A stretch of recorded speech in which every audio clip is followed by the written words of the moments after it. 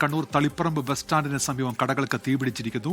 Short സർക്യൂട്ടാണ് തീപിടുത്തത്തിന് കാരണമെന്നാണ് പ്രാഥമിക നിഗമനം. ഫയർഫോഴ്സും നാട്ടുകാരും ചേർന്ന് തീ അണയ്ക്കാനുള്ള ശ്രമം തുടരുകയാണ്. ഷഹദ് റഹ്മാനാണ് ഇപ്പോൾ വിവരങ്ങളുമായി ചേരുന്നത്. ഷഹദ്, ഈ തീ നിയന്ത്രണ വിധേയമാക്കാൻ കഴിഞ്ഞിട്ടുണ്ടോ? നിലവിൽ എന്താണ് അവസ്ഥ ഷഹദ്? ഉന്മേഷ്, ആദ്യഘട്ടത്തിൽ ചെറിയ തീപിടുത്തമായിരുന്നു. പക്ഷേ ഇപ്പോൾ തീ വലിയ രീതിയിലേക്ക് മാറിയിരിക്കുന്നു എന്ന് വേണം പറയാൻ. ആദ്യം തന്നെ ഈ പ്രദേശത്തുള്ള ഒരു ചെറിയ കളിപ്പാട്ടങ്ങൾ വിൽക്കുന്ന കടയിലായിരുന്നു തീ പിടിച്ചിട്ടുണ്ടായിരുന്നത്. പിന്നീട് ആ തീ മറ്റ് കടകളിലേക്ക് പടർന്നു പിടിക്കുകയായിരുന്നു.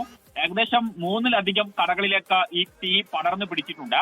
ഷാലിമാർ, അതുപോലെ തന്നെ ഫൺ സിറ്റി, മെട്രൻസ് എന്നീ കടകൾക്കാണ് തീ പിടിച്ചിട്ടുണ്ടായിരുന്നത്. കൃത്യസമയത്ത് തന്നെ ഫയർഫോഴ്സ് തീ അണയ്ക്കാനുള്ള ശ്രമം നടത്തിയിരുന്നെങ്കിൽ പോലും നിലവിൽ ഇപ്പോൾ തീ അണഞ്ഞിട്ടില്ല. കൂടുതൽ ആളിക്കത്തുകയാണ് എന്ന് വേണം നമുക്ക് ഈ ഘട്ടത്തിൽ പറയാൻ. ദൃശ്യങ്ങളിൽ അത് വളരെ വ്യക്തവുമാണ്. കാരണം തീ ആളി പടരുന്ന ദൃശ്യങ്ങളാണ് നമുക്ക് ഇവിടെ നിന്നും കാണാൻ സാധിക്കുന്നത്. ഫയർഫോഴ്സിനൊപ്പം തന്നെ നാട്ടുകാരും ഇപ്പോൾ ഈ രക്ഷാപ്രവർത്തനത്തിന്റെ നേതൃത്വം നൽകുന്നുണ്ട്. അവിടെ തീ അണയ്ക്കാനുള്ള ശ്രമം നടത്തുകയും ചെയ്യുന്നുണ്ട്. നിലവിൽ ആളഭയം ഒന്നും തന്നെ റിപ്പോർട്ട് ചെയ്തിട്ടില്ല. ഈ സംഭവം നടക്കുന്ന സമയത്ത് ഈ കടയിൽ നിന്ന് ആളുകളെ കൃത്യസമയത്ത് മാറ്റിയിട്ടുണ്ടായിരുന്നു എന്നുള്ളത് എടുത്തു പറയേണ്ട ഒരു കാര്യമാണ്. മൊബൈൽ ഷോപ്പുകളും അതുപോലെ തന്നെ തുണിക്കടകളും ഉൾക്കൊള്ളുന്നതാണ് ഈ കെട്ടിടം. ഈ കെട്ടിടത്തിലാണ് തീപിടുത്തം ഉണ്ടായിട്ടുള്ളത്. അതിൽ ഈ തുണിക്കടയിലേക്ക് തീ പടർന്നതാകാം ഇത്തരത്തിൽ വലിയൊരു അളവിലേക്ക് തീ മറ്റിടങ്ങളിലേക്കും പടരാൻ കാരണമായത് എന്നുള്ള പ്രാഥമികമായിട്ടുള്ള ഒരു വിലയിരുത്തലാണ്.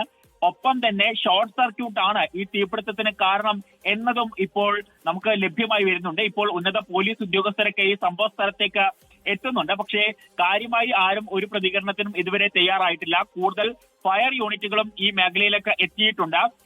കാരണം തീ കൂടുതൽ ഇടങ്ങളിലേക്ക് ആളി പടരുന്നത് കൊണ്ടാണ് ഇപ്പോൾ ഫയർഫോഴ്സും കൂടുതലായിട്ട് ഇങ്ങോട്ട് വരുന്നത്. നിലവിൽ കണ്ണൂർ, അതുപോലെ തന്നെ പയ്യന്നൂർ തുടങ്ങിയ സ്ഥലങ്ങളിൽ നിന്നുള്ള അഗ്നിശമന സേനയാണ് ഈ സംഭവ സ്ഥലത്ത് എത്തിയിരിക്കുന്നത് എന്നുള്ളതാണ്. കൂടാതെ ഈ നാട്ടുകാരുടെ നേതൃത്വത്തിൽ എന്തെല്ലാം കാര്യങ്ങൾ ചെയ്യാൻ സാധിക്കും, അത്തരത്തിൽ ഈ തീ അണയ്ക്കാനുള്ള വലിയ രീതിയിലുള്ള ശ്രമം നടത്തുന്നുണ്ട്.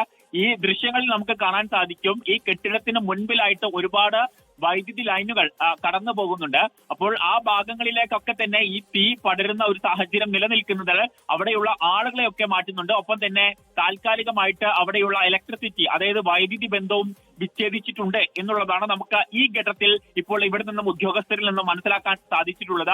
ലോകത്തെവിടെയായാലും ഏത് സമയത്തും 24 വാർത്തകളും ഓഗ്മെന്റഡ് റിയാലിറ്റി പാക്കേജുകളും എക്സ്പ്ലെയിനറുകളും വിശദമായി കാണാൻ ഞങ്ങളുടെ യൂട്യൂബ് ചാനൽ നിങ്ങൾക്ക് സബ്സ്ക്രൈബ് ചെയ്യാം.